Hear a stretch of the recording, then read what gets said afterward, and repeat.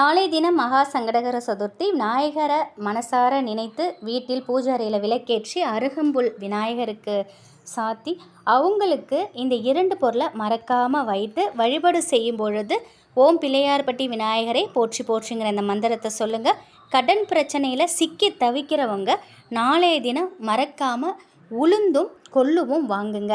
இதை பூஜை அறையில் வைத்து வழிபாடு செய்யுங்க. உளுந்து ராகுக்குரியது, கொள்ளு கேதுக்குரியது.